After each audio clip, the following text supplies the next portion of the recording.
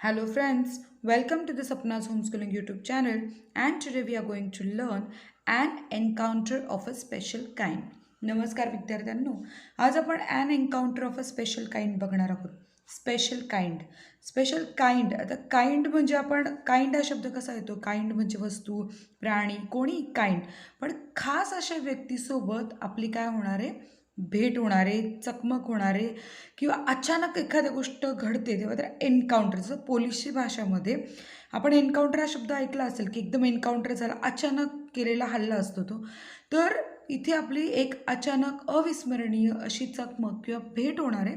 तर ही काय गोष्ट आहे ते बघूयात आणि या धड्यातले सगळे शब्द आपण समजून घेऊयात, अर्थ समजून घेऊयात. My father was a medical professional working for a private company in Raniganj in West Bengal. आता पहिलाच प्रश्न आहे, what was the profession of the writer's father. आता इथं ज्याने कथा लिहिली आहे तो स्वतःला म्हणतो तो रायटर आहे आणि जर फादरचं प्रोफेशन काय तर माय फादर वॉज, तर आपलं उत्तर कसं असेल, the writer's father was a medical professional working for a private company in Raniganj. ठीक आहे. तर माझे वडील एका खाजगी कंपनीमध्ये काय होते ते काम करत होते, मेडिकल प्रोफेशनल म्हणून.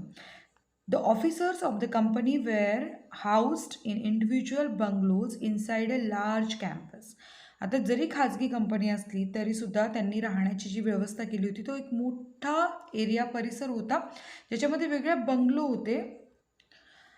R house was in a corner of the campus आणि आमचं घर त्या कोपऱ्यातच होतं कॅम्पसच्या.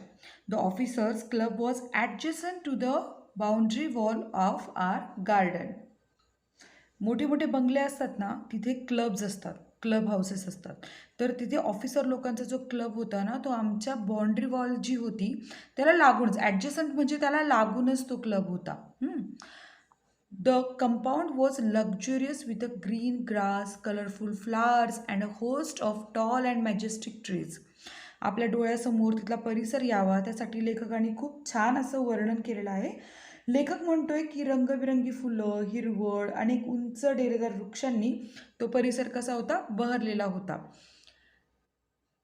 The seasonal vegetables in the kitchen garden of the household and the magnificent trees constantly attracted squirrels and many species of birds. A group of langurs had even made their den in an aswata tree nearby.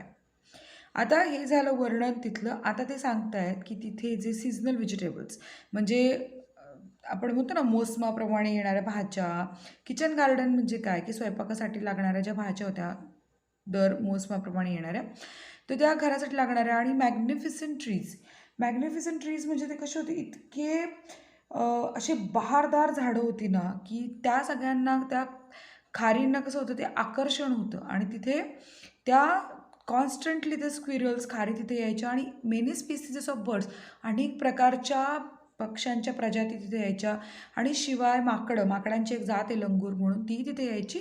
आणि Den म्हणजे त्यांनी तिथं त्यांचं काय केलं होतं, डेरा थाटला होता, त्यांनी घर तिथे थाटलं होतं. आणि तिथे अस्वता म्हणजे काय, पिंपळाचं झाड. They had all become a part and parcel of our existent and daily life. आता हे सगळे आमच्या अस्तित्वाचा कसे होते, एक भागच होते. आता तुम्ही राहता त्या ठिकाणी आसपास काय, तुमच्या इतकं सवयचं झालं असणार आहे की तुम्हाला तो पक्ष्यांचा आवाज, गाड्यांचा गोंगाट ते नवीन नाही आहे. तसंच याच्यासाठी तो भाग कसा होता, सगळे परिसर, प्राणी, हा त्याच्यासाठी तो इतका जवळचा होता.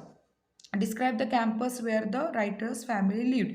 आता हे सगळं जे कॅम्पसचं वर्णन केलेलं आहे त्यातला बराचसा पाठ हा त्या प्रश्नाचं उत्तर आहे. आता पुढे, a small incident on a Saturday afternoon left a profound effect on me and unfolded before my eyes a whole new dimension to the wonders of God's creation. म्हणजे देवानं निर्माण केलेल्या गोष्टींविषयी म्हणजे त्याच्या मनावरती एक असा प्रसंग घडला त्या दिवशी शनिवारच्या दुपारी, की त्या प्रसंगामुळे त्याच्या मनावरती एक असा परिणाम झाला, खोल परिणाम झाला की त्याला परमेश्वराच्या एक अशा अनोख्या किमयेचा पैलू डोळ्यासमोर उघडकीस आला. असं होतं ना, कधीतरी काहीतरी घडतं आणि आपल्याला असं वाटतं यार खरंच परमेश्वर आहे म्हणूनच ह्या गोष्टी अशा प्रकारे घडतात. It was a few days into the puja vacation.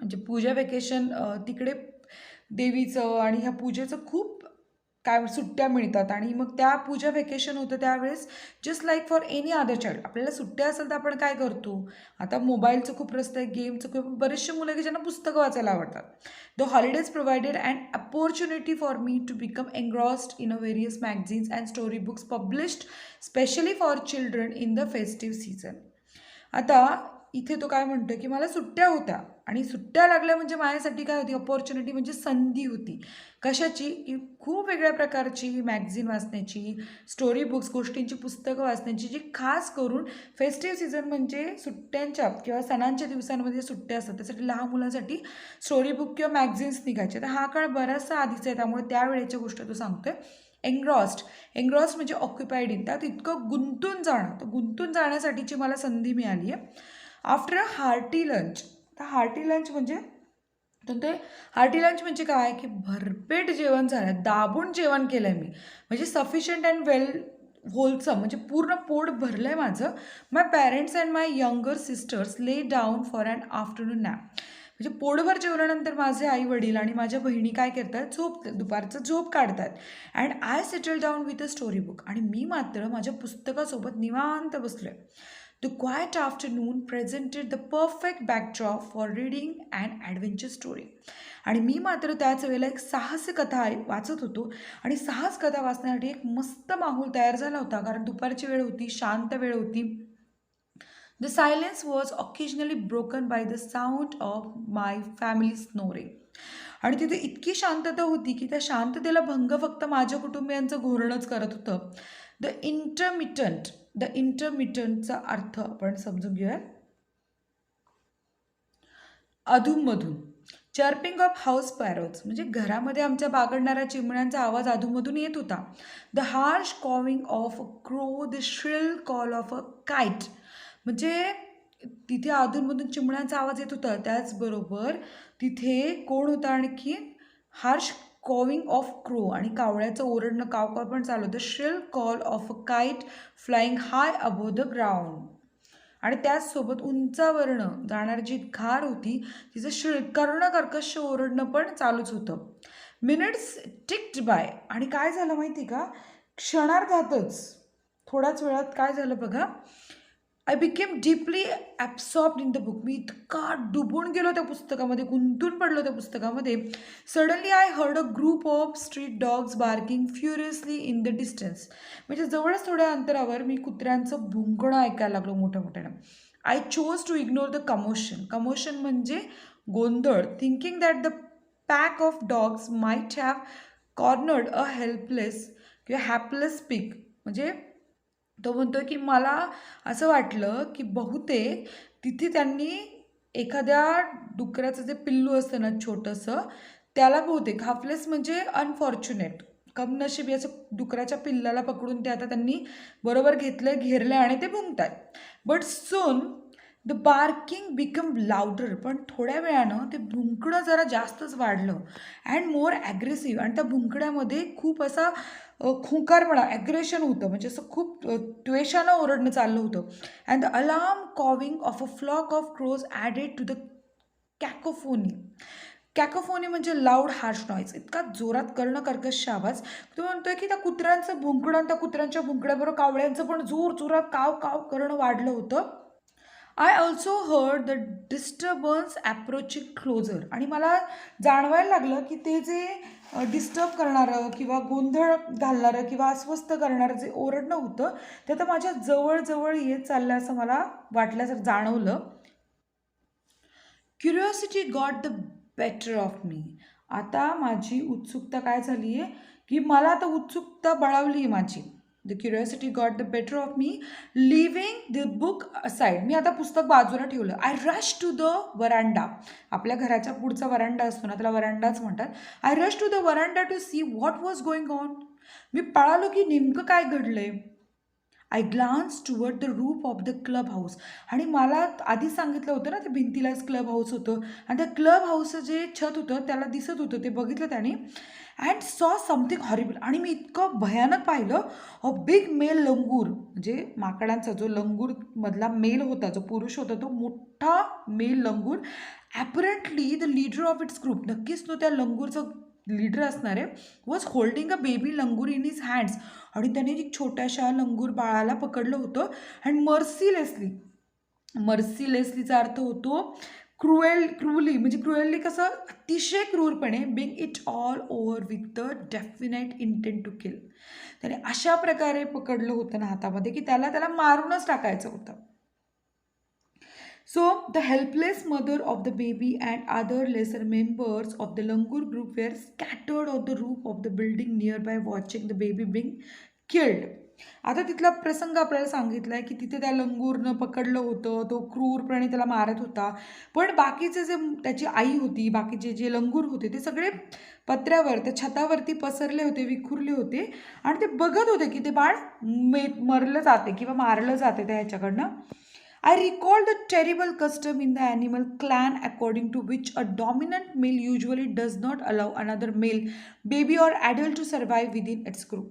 तुम्ही डिस्कवरी चॅनल पाहिलं असेल तर त्याच्यात तुम्ही नक्की पाहिलं असेल की कुठल्याही ग्रुपमध्ये एक मेल असतो आणि त्या मेलला टक्कर देणारा दुसरा कोणी जन्माला येऊ नये म्हणून ते मेल नराला मारून टाकतात. हो, वाईट वाटत असेल ऐकायला, पण अशीच परिस्थिती होते. तर तो म्हणतो की मला आठवलं की मी असं काहीतरी एक भयानक कस्टम, चालीरीत ऐकली होती प्राण्यांबद्दल की ते आपल्या झुंडीमध्ये जर एखादा आपल्या कळपामध्ये एखादा मेल बाळ असेल तर त्याला जिवंत ठेवत नाही. तर क्लॅन म्हणजे व्हेरी लार्ज फॅमिली. त्या प्राण्यांचा कळप म्हणजे काही साधासुद्धा नसतो, झुंड मोठ्या घोळक्यात ते होते आणि त्यांची जी रीत होती, त्यांच्या पूर्ण जो घोळका होता, व्हेरी लार्ज फॅमिली, मोठी फॅमिली होती. क्लॅन म्हणजे लार्ज फॅमिली. तर त्याच्यामध्ये तो जो पुरुष बाळ होता त्याला तो जो डॉमिनंट मेल लंगूर होता तो मारून टाकायचा प्रयत्न, म्हणजे त्याने ऑलमोस्ट त्याला मारून टाकण्याचा पूर्ण प्रयत्न केला. According to which a dominant male usually does not allow another male baby or adult to survive within its group. म्हणजे ते मेल लंगूर बिलकुल दुसऱ्या मेलला मोठं होण्यासाठीचा वेळ देत नाही आणि मारून टाकतात, अशी कस्टम आहे. विदाउट लूजिंग एनी टाईम, थोडाही वेळ न घालवता, I gather a stout stick in one hand and hurled a piece of stone at the marauding langur. तो म्हणतोय की हरल्ड म्हणजे थ्रू फोर्सफुली, हरल्ड म्हणजे काय, जोरात फेकणं, आणि स्टाउट म्हणजे हेवी काठी, म्हणजे एक जाडी काठी. तो थोडा वेळ घालवता मी पटकन जाडी काठी एका हातात पकडली आणि एक दगड उचलून असा जोरात त्याच्याकडे फेकला, ताकदीनं फेकला त्या माकडाकडे, त्या लंगूरकडे. The langur was so infuriated that it hardly took any notice of my assault. Assault म्हणजे काय माहिती का मित्रांनो? असॉल्ट म्हणजे अटॅक, म्हणजे एकदम मार, एखाद्यावरती जोरात प्रहार करणं. तो म्हणतोय मराउंडिंग लंगूर. तर मराउंडिंग म्हणजे तो त्याला तिथे ॲडजेक्टिव्ह वापरतो की असा ढाळ घालत फिरणारा किंवा भटकणारे, अटॅक करणारे, या अर्थाने त्या लंगूरला म्हटलंय. द लंगूर, इथे मराउंडिंगचं बोललं पण अर्थ सांगितलं की searching for something to steal or attack, म्हणजे काहीतरी शोधणारे भटके असतात ना की चोरीसाठी फिरणारे, तसं म्हटलंय मराउंडिंग लंगूर. द लंगूर वॉज सो इन्फ्युरिएटेड, म्हणजे तो कसा होता, इन्फ्युरिएटेड म्हणजे तो खूप चिडलेला होता. तो लंगूर जो होता चिडलेला होता. That it hardly took any notice of my assault, आणि त्या लंगूरने माझ्याकडे बघितलं पण नाही, त्या अटॅककडे माझ्या लक्षही दिलं नाही. But then I started throwing more stones, मग मी मात्र जोरात दगडं फेकायला लागलो त्याच्याकडे. Dogs on their part raise their pitch of cry, आणि कुत्रे कशा ओ करत ओरडतात तसं ते जोरात ओरडायला लागले. The changed circumstances and a sudden unexpected attack from unknown quarters forced the langur to drop the baby from the sloping roof over the veranda. आता इतका अचानक हल्ला झाल्यावर त्या लंगूरला त्या बाळाला सोडण्याशिवाय काही पर्यायच राहिला नाही, आणि ते छत कसं तिरपं होतं वरांड्याच्या वरचं, आणि त्याने त्या लंगूरला सोडून दिलं. The baby was listless. आता लिस्टलेसचा अर्थ बघा, विदाऊट एनी एनर्जी. त्या बाळामध्ये लिस्टलेस म्हणजे ताकदच नव्हती. लिस्टलेस म्हणजे त्यात ताकदच नव्हती. ॲपियर टू बी डेड, ते इतकं मरतुकडं झालं होतं ते, म्हणजे असं मरायला टेकलेलं बाळ होतं. As its body started to slide down, त्यामुळे त्याचे शरीर असं घरंगळत खाली आलं. The excitement of the pack of dogs grew manifold. का बरं? त्या कुत्र्यांची उत्सुकता चाळवली असेल. तर बरोबर आहे, कारण कुत्र्यांना कळलं की आता हे बाळ पडते म्हणजे ते आपल्याला खायला मिळणार आहे. At the prospect of a good kill and mill, त्यांना कळलं की त्याला मारून टाकणं खूप सोपं आहे, पडू शकत नाही आणि आपल्याला खायला मिळणार आहे. तर किपिंग द डॉग्स ॲट बे विथ द स्टिक्स, त्यांनी त्या जे कुत्रे होते त्यांना त्या काठीच्या साह्यानं बाजूला करण्याचा प्रयत्न केला. And I manage to catch hold of the baby langur's tail just as it tipped over the edge of the tilted roof. Tilted म्हणजे तिरका उतरत्या छपरावरनं त्या लंगूरच्या बाळाला पकडण्याचा त्यांनी प्रयत्न केला आणि त्याची शेपटी अगदी टोकाशी त्यांनी पकडली. ते बाळ त्या कुत्र्यांच्या तावडीतनं वाचलं. The baby appeared inert and lifeless. It was indeed a male baby. आणि ते बाळ कसं होतं, पॉवरलेस, मोशनलेस, ताकदच नव्हती त्या बाळामध्ये. तर ते बाळ नक्कीच मला खात्रीच होती की ते मेल बाळ असणार आणि ते मेल बाळच निघालं, म्हणजे पुरुष बाळ निघालं. By this time my parents and sisters had come out on the veranda and were witnessing my rescue operation. आणि त्याच वेळेमध्ये त्या सगळ्या घटनाक्रमामध्ये माझे आई बाबा, माझ्या बहिणी माझ्या मागे उभ्या राहिल्या होत्या आणि त्या साक्षीदार होत्या की मी कशा प्रकारे त्या बाळाची सुटका केली. Some of our neighbours had also gathered in the distance. आणि थोड्याच अंतरावर आमचे शेजारी पण गोळा झाले होते. I took the baby langur to our backyard. आणि मी काय केलं, माझ्या अंगणामध्ये, मागच्या अंगणात त्याला आणलं. And gently laid him on the floor inside the poultry coop. आणि मी काय केलं, कूप म्हणजे काय, केज फॉर पोल्ट्री, कोंबड्यांसाठी नाही का घरटी असतात ते पोल्ट्री कूप. तो तिथं त्याला त्याच्या जवळच फरशीवर त्यांनी झोपवलं. His body was full of deep bite marks and scratches. त्याच्या पूर्ण अंगावरती ओरखडे होते आणि जखमा होत्या. Blood was उझिंग. उझिंग म्हणजे रिलीजिंग ओव्हरफ्लो, म्हणजे अख्खं शरीर रक्तबंबाळ झालं होतं, अंगावर रक्त वाहत होतं. Oozing from some of the wounds. त्याच्या काही जखमातनं रक्त वाहत होतं. The baby remained motionless. आणि त्या बाळाच्या अंगात काही ताकदच नव्हती, हालचालच, म्हणजे आपण निर्जीव असं बाळ झालं होतं ते. My father provided first aid to clean the wounds and stop the bleeding. माझ्या वडिलांनी फर्स्ट एडचं साहित्य दिलं, औषधं दिली, जेणेकरून त्या बाळाच्या जखमा क्लीन करता येईल, रक्त थांबवते. I was relieved to find out that the baby was breathing. आणि आम्हाला खूप बरं वाटलं की ते बाळ श्वास घेते. Even though his breaths were shallow. Shallow म्हणजे त्याचा श्वास अगदी थोडा थोडा थोडा चालला होता, पण त्यांना बरं वाटलं की ते जिवंत आहे. Splashes of cold water made the baby stir and after a few shaky attempts he sat up. त्या बाळाच्या अंगावर पाण्याचे काय केले, पाणी शिंपडायला सुरुवात केली आणि बरं 2-4 वेळा पाणी शिंपडल्यानंतर ते बाळ जरासं स्टीर म्हणजे हालचाल केली त्या बाळाने आणि मग ते बसलं. He was in a state of shock and started trembling like a leaf in the wind. म्हणजे वारा आला की पान कसं तसं सळसळ हलतं, तसं ते बाळ हलत होतं. ते भयानक शॉकमध्ये होतं. His 2 little twinkling eyes weld up with the tears. त्याचे ते चमकदार डोळे कसे झाले होते, वेल्ड अप, असे रडकुंडीला आले होते. आणि started to sob with a muffled cry. आणि ते बाळ कसं करत होतं, रडत होतं. तुम्ही लहान बाळांना ऐकले का कधी असं करत रडतात, तो मफल्ड क्राय, म्हणजे तो आतल्या दबलेला आवाज, भीतीनं आवाज सुद्धा बाहेर निघत नाही. Muffled cry just like a human child. आपलं बाळ कसं रडतं की तो आवाज muffled child would after experiencing trauma म्हणजे ग्रेट डिस्ट्रेस. खूप भयानक झालं ना आपल्यासोबत की आपल्याला काही सुधरत नाही, तो असं खूप भयानक trauma. I offered him a peeled banana with he accepted with his unsteady hand and began taking hesitant bites. त्यांनी लेखकाने केळ देऊ केलं, त्याला सोललेलं केळ त्याने घेतलं. तो जरा अस्वस्थ होता, पण त्याने ते केळ घेतलं आणि त्याने कसं केलं, हेजिटंट बाईट म्हणजे असं त्याला भीतीनं घुटमळणारा किंवा असं काकू करणारा तो झाला होता, त्याला अवघडलेपणा होता आहे. My attention was fixed on the revival of the baby langur. माझं लक्ष कुठे होतं,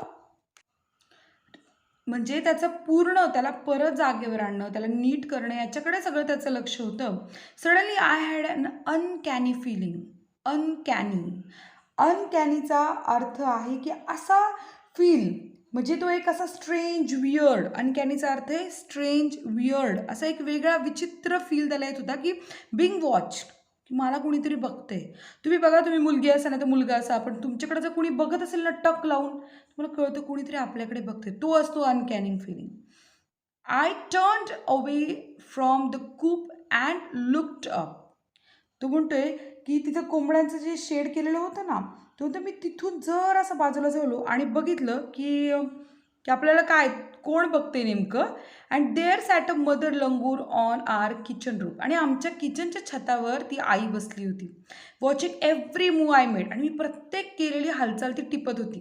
शी सिम्पली सॅट देअर क्वाइटली. ती शांतपणे बसली होती. As if convince that no harm was being done to her child.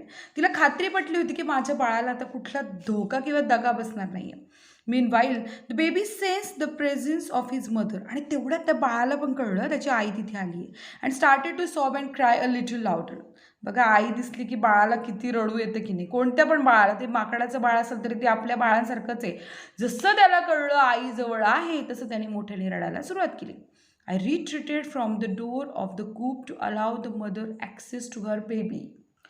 आता त्या बाळाकडे आईला जाता येऊ म्हणून त्याने काय केलं, तो जरा बाहेर आला. त्या कूप म्हणजे खुराडा, त्या खुराड्यापासून तो जरा बाजूला आला, कोंबड्यांच्या खुराड्यापासून, जेणेकरून त्याची आई त्याच्याकडे येऊ शकेल, बाळाकडे येऊ शकेल.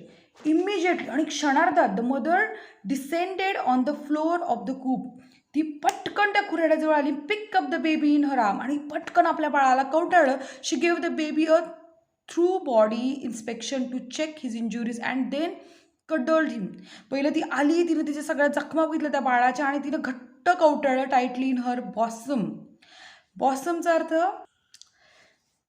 हर बोझम. बोझम मीन्स छातीशी कवटाळलं. Tightly in her bosom. The baby found great solace in her.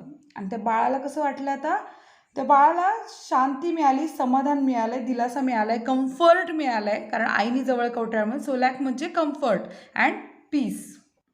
Caring arms, ते कसे काळजी वाहणारे हात होते त्या आईचे. The mother sat still with the baby. आणि आई तिथेच बसली त्या बाळाला घेऊन. In her lap of few minutes. ती थोडं तिच्या मांडीवर घेऊन ती थोडं तिथेच बसली. It was almost as if she was pondering over her options and trying to figure out how she could keep the baby safe from further assault. आता ती काय करत होती बघा, फार महत्त्वाचं काम करत होती. तिचा विचार चालला होता की परत जर हल्ला झाला तर आपल्याला काय करता येईल याचा ती विचार करत होती. पॉन्डरिंग म्हणजे थिंक ओव्हर डीपली, म्हणजे अतिविचार करणं. तसं ती अतिविचार करत तिथं बसली होती की आपण आता काय करू शकतो, काय ऑप्शन्स ट्राय करू शकतो की बाळ सुरक्षित राहील जर त्याच्यावर परत हल्ला झाला तर. For a few seconds the mother langur looked straight into my eyes. आणि थोड्याच वेळात क्षणार्धात त्या आईनं त्याच्या डोळ्यात सरळ बघितलं, थेट बघितलं. Even today I cannot forget that look in her eyes. आणि तिच्या डोळ्यात जे काही भाव होते ना, मी आजही नाही विसरू शकत आहे. Showering silent gratitude on me for saving her child. Showering म्हणजे तिचा शब्दशः म्हणू शकतो की वर्षाव चालला होता, तिचा आभार प्रदर्शन चाललं होतं, पण तसं नव्हतं. ती धन्यवाद व्यक्त करत होती तिला बाळ वाचवल्याबद्दल. तिच्या डोळ्यातनं ते भाव व्यक्त होत होते की माझं बाळ तू वाचवलंस, मी खूप आभारी आहे. I was overwhelmed by the emotion, the sentiment and the way she said thanks to me. Overwhelmed म्हणजे भावनेनं उचंबळून येणं. आपलं असं इतके इमोशन्स त्याचे उचंबळून आले होते की त्या आईचे जे आभार मानणं होतं ते अफलातून होतं, ते म्हणजे व्यक्त न करण्यासारखं होतं. The sentiments and the way she said thanks to me. There sat the universal mother holding a stricken child in her lap. Stricken म्हणजे टू बी हिट हार्ट सफर. म्हणजे जगातल्या कोणत्या पण आईच्या मांडीत जर बाळ असेल ना ज्याला लागलंय, तर तो जो आईचा फील असतो ना, जगभरातली कुठल्या पण प्राण्याची आई असो, तर तो जो फील होता तो असा होता की जगन्माता तिथे बसलेली आहे असं त्याला वाटलं. Then in a flash she jumped with her baby clinging to her belly and reach our kitchen roof. म्हणजे ती काय करते, तर बाळ त्या पोटाला असं कवटाळलेलं, छातीला कवटाळलेली, क्षणार्धात ती उडी मारून किचनच्या छतावर जाते. She surveyed the area of the vicious male langur. तिने तो एरिया पूर्ण पाहिला. विशियस म्हणजे एविल, विकेड, म्हणजे घाणेरडा बेकार असा तो विचित्र राक्षसी लंगूर. ती बघते तू आसपास तर कुठे नाही आहे ना, ती बघते. And the place of the violent encounter, जिथे त्याचं सगळा व्हायलंट म्हणजे एकदम क्रूर पद्धतीने हिंसा झाली होती त्याची, एन्काउंटर चकमक उडवली होती त्याची, त्या ठिकाणापासून ती लांब पळते. The brief meeting with the mother and the baby langur convince me that interspecies communication and mutual trust is indeed a reality and should anyone strike the right chord. मी तो म्हणतो की मला एक कळून चुकलेलं आहे. काय कळून चुकलं आहे की आपण म्हणतो ना माणूस आणि प्राणी यांच्यामध्ये संभाषण होऊ शकत नाही आहे, पण तो म्हणतो की मला असं जाणवतं आहे परस्पर दृढ विश्वास ही एक सत्य गोष्ट आहे आणि एकमेकांच्या मनाच्या तारा जर योग्य रीतीने छेडल्या गेला तर नातं अधिकच सुरेल बनतं असं तो म्हणतो इथे. The relationship hums into action. तर ह्युम्स इन टू ॲक्शन म्हणजे becomes active. The mother langur showed me that the food was not the only means of communication. म्हणजे त्या आईनं दाखवून दिलं मला, त्या लंगूरच्या आईनं दाखवून दिलं की फक्त संभाषणासाठी अन्न हे एकमेव माध्यम नाही आहे प्राणी आणि माणसामध्ये, but that there were other means of establishing a bond through trust. इतर माध्यमं पण असू शकतात की जे आपलं नातं अधिक दृढ करू शकतात. कंपॅशन अँड म्युच्युअल अंडरस्टँडिंग म्हणजे आपल्या नात्यातला विश्वास, अनुकंपा आणि सामंजस्य वाढवण्यासाठी इतर मार्गही आहेत. 55 years have pass since that day. आणि या गोष्टीला आज 55 वर्ष लोटलीत. I am now 70 years old. मी आत्ता 70 वर्षाचा आहे. But I still fondly remember that encounter of a special kind. पण मला अजूनही तो खास ती चकमक, ती खास भेट, अविस्मरणीय भेट माझ्या लक्षात आहे. तपन मुखर्जी यांची कथा आहे आणि आपली कथा इथेच संपली आहे. आवडला असेल हा व्हिडिओ तर नक्की लाईक करा, शेअर करा, कमेंट करा आणि सपना होमस्कूलिंग चॅनलला सबस्क्राईब करा. धन्यवाद.